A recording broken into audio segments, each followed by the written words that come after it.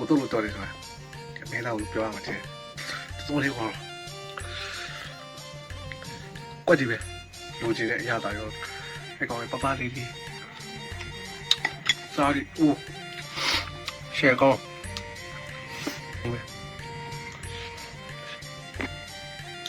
ဒါမေတာနဲ့ဒီအသေးစိမ့်တော့အဲ့တော့ပစုစိမ့်တော့ဟယ်လိုအားလုံးတာလီဆိုပါမင်္ဂလာပါကျွန်တော်ဒီနေ့မှာတော့ပစုံစိတ်နဲ့အမဲသားကိုတုတ်စားကြမှာဖြစ်ပါတယ်ရေစိုးဆန်ကိုလောပါမယ်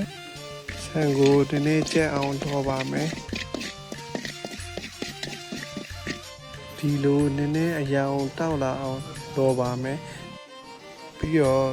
စုံမှာဆန်ကိုညက်နေအောင်ထောင်းပါမယ်ပြီးတော့ဆန်မုတ်လေးရလာပြီဆိုရင်ဒီအသင့်ဆေးထားတဲ့ပစုံစိတ်လေးကိုချက်သွယ်မြိတ်ချမ်းနဲ့စပလင်း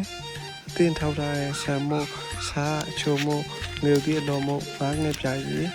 တံပြာရည်တို့တဲ့နဲ့အကုန်လုံးညက်အောင်တုပ်ပါမယ်အကုန်လုံးနေပြီးရင်ခဏ15မိနစ်လောက်နှက်ထားပါမယ်ပြီးတော့ဈေးကဝယ်လာတဲ့အမဲသားကိုသားတုံးလေးဒီပြီးတော့လှုပ်ဆင်းပါမယ်ဒီနေရာမှာတခုပြောချင်တာကအမဲသားကိုရွေးတဲ့နေရာမှာဒီနေ့ပေါ်လာတဲ့အမဲသားကိုပဲရွေးရပါမယ်ပြီးတော့ရလာတဲ့မဲသားကိုရှမ်းနံနဲ့င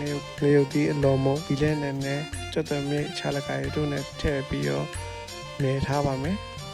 အမဲသားကိုလည်းခုနကပစုံစိတ်လိုမျိုး15မိနစ်လောက်နေထားပါမယ်အကုန်လုံးနှက်ပြီးသွားလို့ရှိရင်အစိမ်းစားလို့ရမယ်အနေထားကိုရောက်လာပါပြီ